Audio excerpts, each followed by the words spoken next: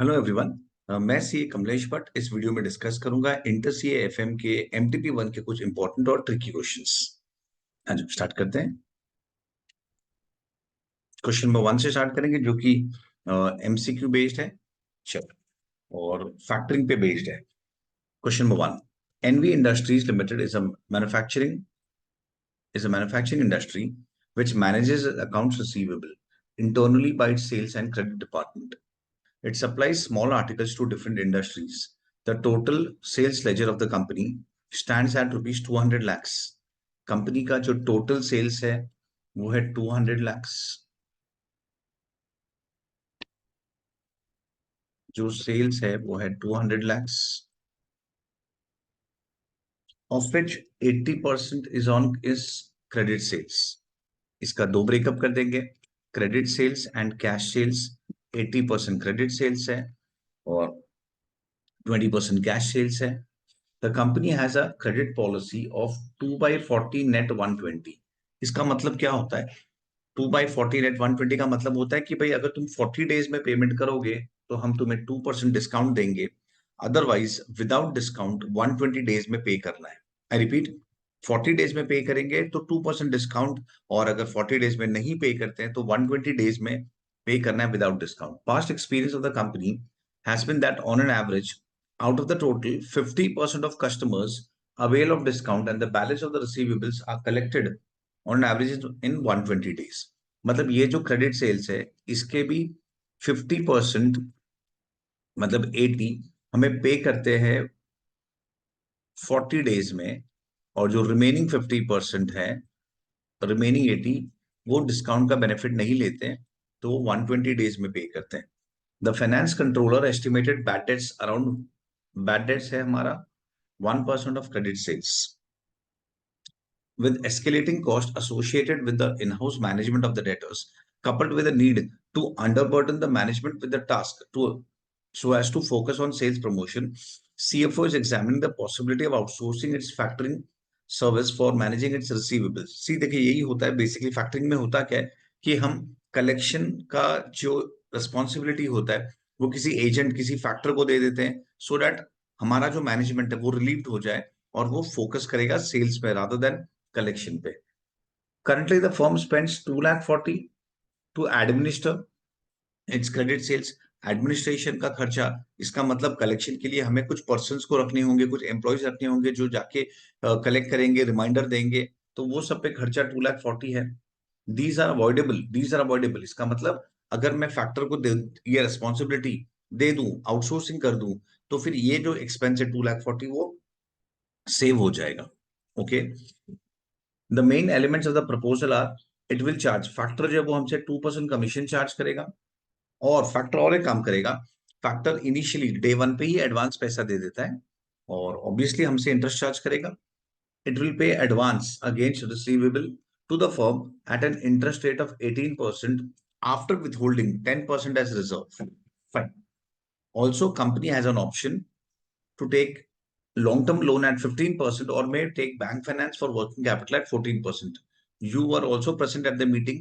Being a financial consultant, or CFO has asked you to be ready with the following questions. Okay, हमें ये सब questions पूछे गए पर एक नॉर्मल सम सॉल्व करेंगे तो ये सब ऑटोमेटिकली कवर हो जाएगा।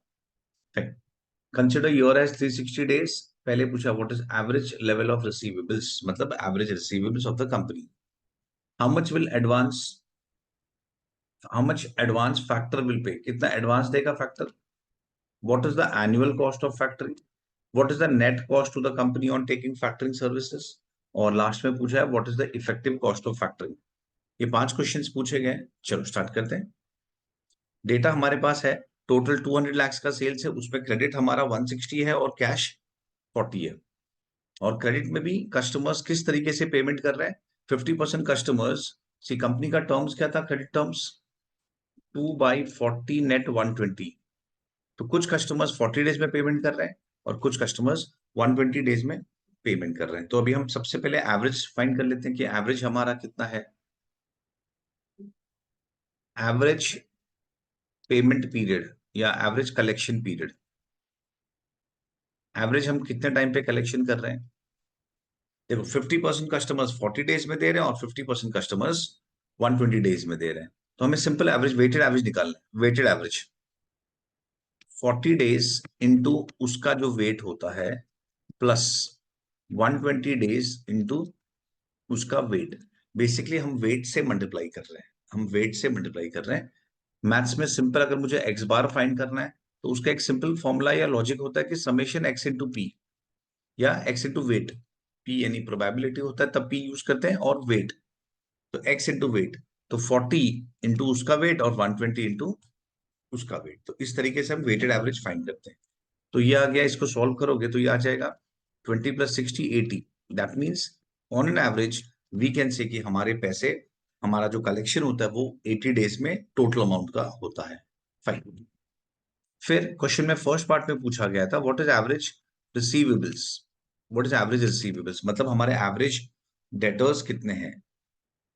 तो हमारे टोटल डेटर्स तो 160 है, 160 लैक्स है, करेक्ट।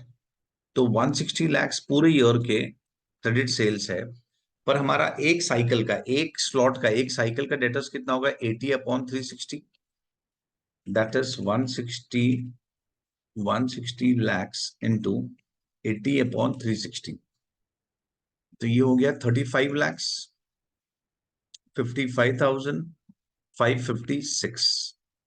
ओके। तो ये हमारा एवरेज रिसीवेबल है, मीनिंग एक एक स्लॉट का, एक साइकिल के डेटर्स 35,55,000। तो ये हमारा आंसर है बी। फिर पूछा how much advance factor will पे। चलो देखते, फैक्टर से हमें कितना पैसे मिलेगा। फैक्टर हमारा दो काम करेगा, एक तो कलेक्शन करेगा और दूसरा इमीडिएटली हमें लोन पे पैसे दे देगा, इंटरेस्ट चार्ज करेगा, और जब वो रिकवरी करेगा आफ्टर 80 डेज उस पैसे से अपना लोन का रीपेमेंट कर देगा। चल, अब मैं सेकंड पार्ट पे आता हूं। सेकंड पार्ट में पूछा गया है कि how much amount factor will पे। चलिए देखिए, मेरा एवरेज रिसीवेबल्स है एक स्लॉट का। एवरेज रिसीवेबल्स का मतलब एक स्लॉट, एक साइकिल का रिसीवेबल्स है 35,556। तो इसके सिक्योरिटी पे डेटर हमें पैसा देगा, इसके सिक्योरिटी पे डेटर हमें पैसा देगा।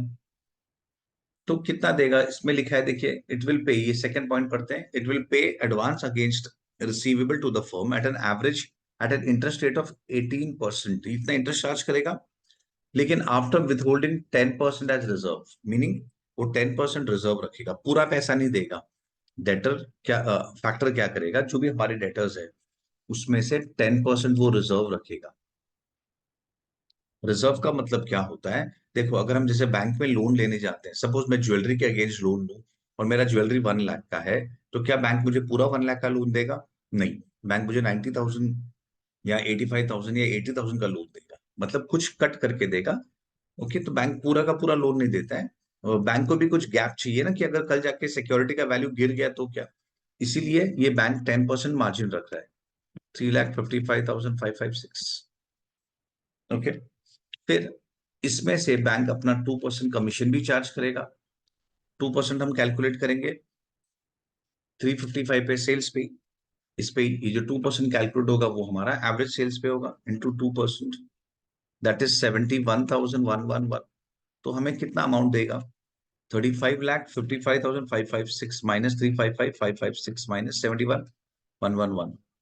तो 31,28,889, ये हो गया हमारा ग्रॉस लोन। इतने का लोन हमें बैंक वो देगा, ग्रॉस लोन। अब इस पे इंटरेस्ट भी चार्ज करेंगे, वो हमसे इंटरेस्ट भी चार्ज करेगा। कितना परसेंट था, 18% है I think. Yes, interest rate 18% है। तो ये जो अमाउंट है 31,28,000 जो लोन का अमाउंट है, उस पे 18% चार्ज करेगा factor interest for 80 days. For 80 days into 18% into 80 days, तो 1,25,156। और फैक्टर क्या करेगा, ये जो अमाउंट है, ये जो अमाउंट है वो राइट ऑन डे वन वो भी कट कर देगा, और हमें एक्चुअल लोन देगा 30,03,733। ये हमारा नेट लोन या नेट एडवांस है, net. That means factor loan के अमाउंट से हमारा इंटरेस्ट भी डे वन में चार्ज कर देगा। ओके, डे वन में इंटरेस्ट चार्ज करके, और हमें नेट फाइनली ये फिगर देगा 30 lakhs। तो चलो ये चेक कर लेते हैं। How much advance factor will पे, तो 30,03,733। नेक्स्ट पूछा what is the annual cost of factoring and what is the net cost, annual and net cost. चलो फाइंड करते हैं, कैलकुलेट करते हैं। अब देखो फैक्टर क्या चार्ज करेगा वो तो यहाँ पे मिल चुका है। अब हमें कॉस्ट ऑफ फैक्टरिंग देखना है, third point, cost of factoring. Factor हमसे दो चीजें चार्ज करेगा, एक तो वो कमीशन चार्ज करेगा और दूसरा वो हमसे इंटरेस्ट चार्ज करेगा, जो हमने ऑलरेडी कैलकुलेट करके रखा है। Right. तो ये कमीशन कितना चार्ज कर रहा है, 71,111, 71,111 चार्ज करेगा। पर ये जो कमीशन है ये तो एक स्लॉट का है, एक साइकिल का है, दैट मीन्स ये 80 डेज का है। और फैक्टर जो हमसे चार्ज करेगा वो पूरे 360 डेज का चार्ज करेगा।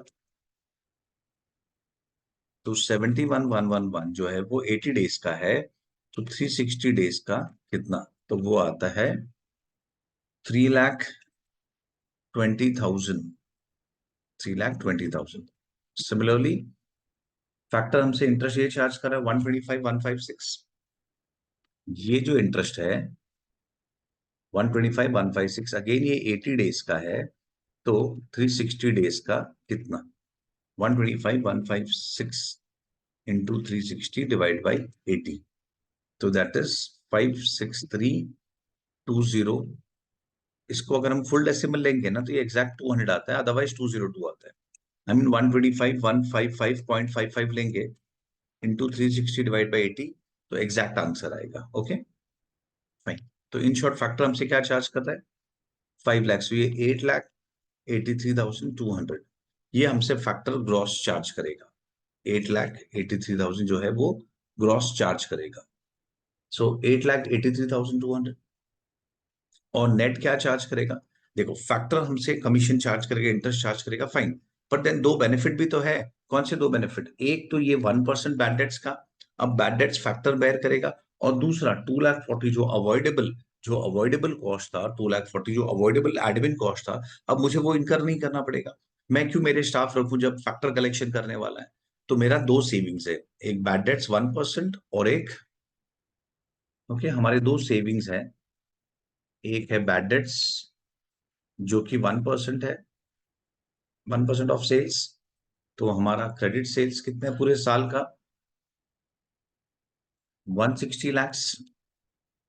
पूरे साल का क्रेडिट सेल्स 160 lakhs है, तो 160 lakhs का 1%, ये हमारा क्रेडिट सेल्स है, दैट मीन्स 1,60,000।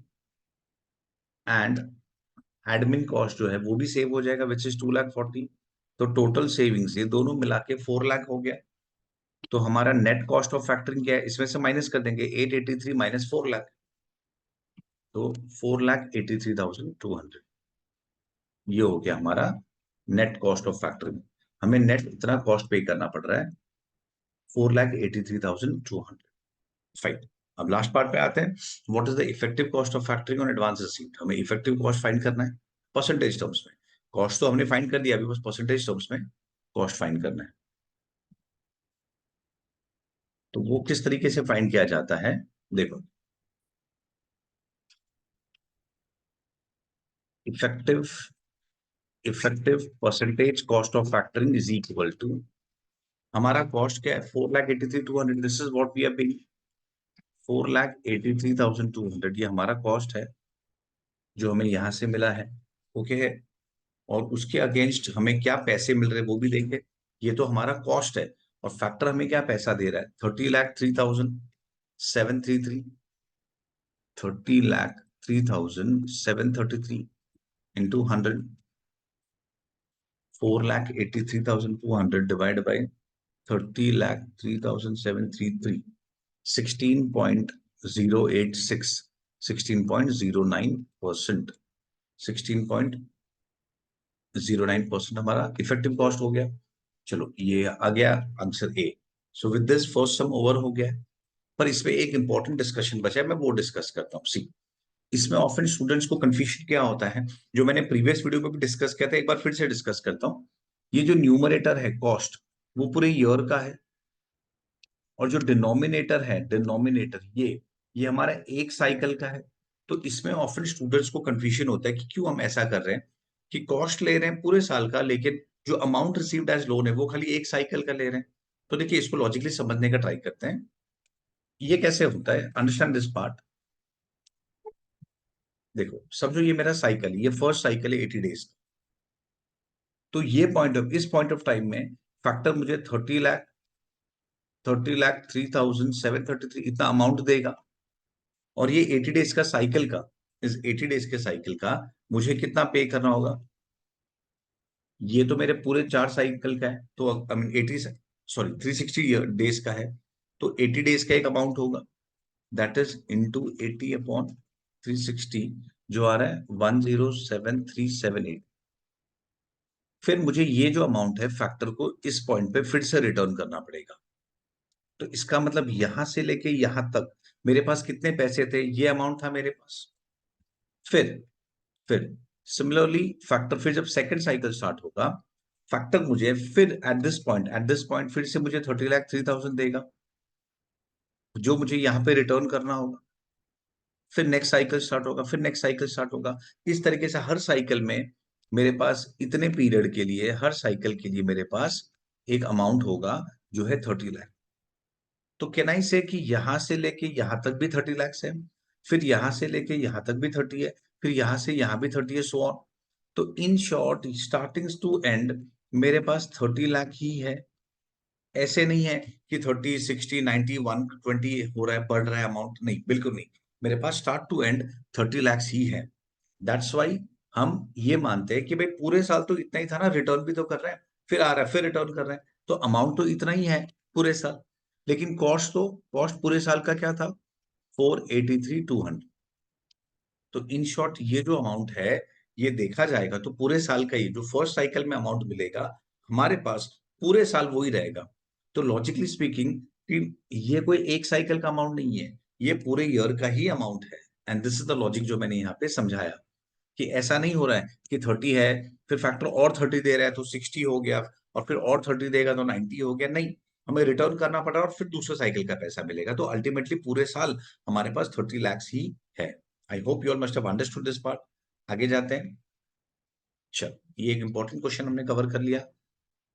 अब इसमें खाली एक ही पॉइंट था कि एमसीक्यू में पूछा नहीं गया इस पैरे के बारे में, also company has an option to take long term loan at 15% और वर्किंग कैपिटल, ओके, ये 15% लोन और या तो 14% वर्किंग कैपिटल लोन। तो हमारा फैक्टरिंग में कॉस्ट क्या आया, 16.09% आया, और यहाँ पे 15 है, यहाँ पे 14 है, तो ऑब्वियसली अगर पूछा होता तो we would have gone for working capital financing, क्योंकि वहां पे we have to pay just 15%, right है। हमें खाली 15% ही, सॉरी 14% ही पे करना है। लॉन्ग टर्म लोन में 15%, वर्किंग कैपिटल लोन में 14%, और फैक्टरिंग में 16.09%। तो working capital loan is cheapest, पर वो क्वेश्चन में पूछा नहीं गया, इसलिए फाइन। आगे नेक्स्ट क्वेश्चन पे आते हैं। Question number 1B। इस क्वेश्चन पे आते हैं, ये भी थोड़ा सा ट्रिकी है। Capital structure in market value, ये कैपिटल स्ट्रक्चर के जो सम्स है थोड़े स्टूडेंट्स को ट्रिकी लगते हैं, तो एक बार देख लेते हैं। Capital structure in market value terms of air limited is given below. The borrowing rate for the company is 10% in a no tax world and capital markets are assumed to be perfect.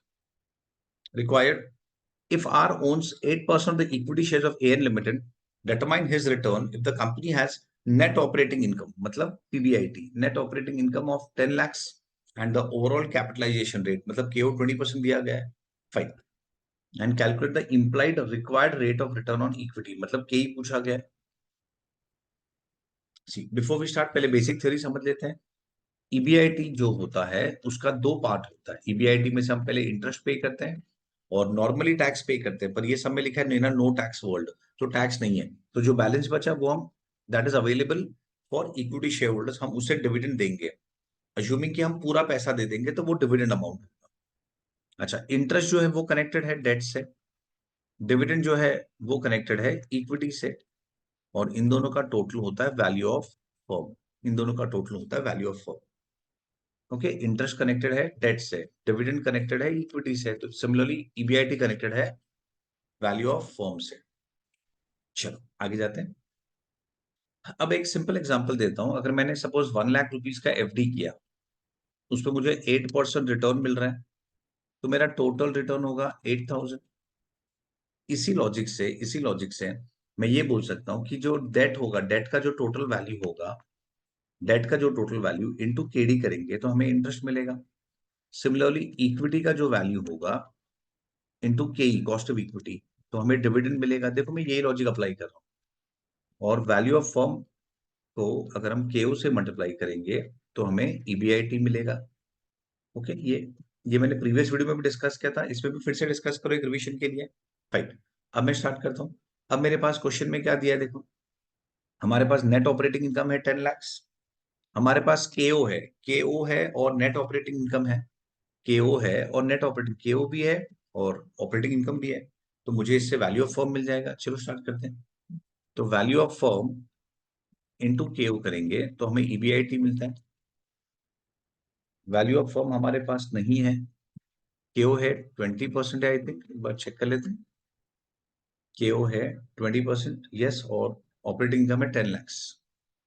Operating income 10 lakhs, तो मुझे मिल जाएगा value of firm 10 lakhs upon 20% जो कि 50 lakhs है। ये firm है, इसमें date होगा और इसमें इक्विटी होगा, और डेट इक्विटी का परसेंटेज हमारे पास यहाँ पे दिया है 50-50%। तो इक्विटी कितना होगा 25 lakhs, और डेट भी होगा 25 lakhs। I hope this is okay, fine. अब हम सेकेंड पार्ट पे आते हैं। अब हमारे पास इनकम स्टेटमेंट, हम इनकम स्टेटमेंट रेडी करेंगे, छोटा सा इनकम स्टेटमेंट। कंपनी का ईबीआईटी कितना है 10 lakhs, और उसमें से पहले हम इंटरेस्ट पे करेंगे कितना, 25 lakhs का हमारा डेट है, 25 lakhs का डेट है, और उस पे इंटरेस्ट रेट है 10%। The boring rate of the company is 10%। That means 2,50,000 का, 2,50,000 का इंटरेस्ट हो जाएगा। तो जो बैलेंस बचा that is net income which is available as for payment of dividend. ये हमारा इनकम, इससे हम डिविडेंड देंगे, तो ये डिविडेंड हो गया, ये income available for equity share holder हो गया। फाइन।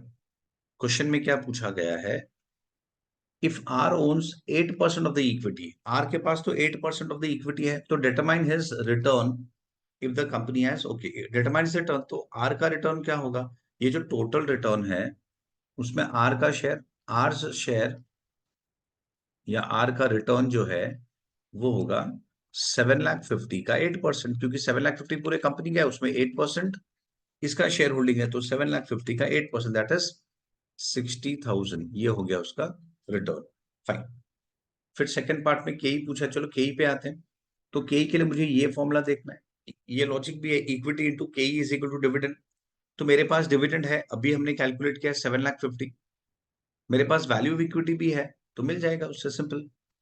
देखो इक्विटी इंटू केई करेंगे तो हमें मिलता है डिविडेंड, और हमारे पास दोनों है, इक्विटी नहीं है केई का है, सॉरी वैल्यू ऑफ इक्विटी हमारे पास है 25 lakhs, जो हमने यहाँ पे कैलकुलेट किया है, देखो इक्विटी 25 lakhs, तो 25 lakhs इंटू केई करेंगे तो हमें मिलेगा dividend which is 7,50,000, which is 7,50,000। तो Ke is equal to 7,50,000 divide by 25 lakhs into 100, percentage में कन्वर्ट करना है, दैट इज 30%। दैट्स इट, तो हमें के भी मिल गया। I hope you all have understood this sum. चलो फाइन, विद दिस मैं वीडियो स्टॉप करता हूँ, और एक दो और रिमेनिंग सम्स है वो मैं नेक्स्ट वीडियो में कवर करूंगा। Okay, meanwhile you all keep on revising this. चलो बाय।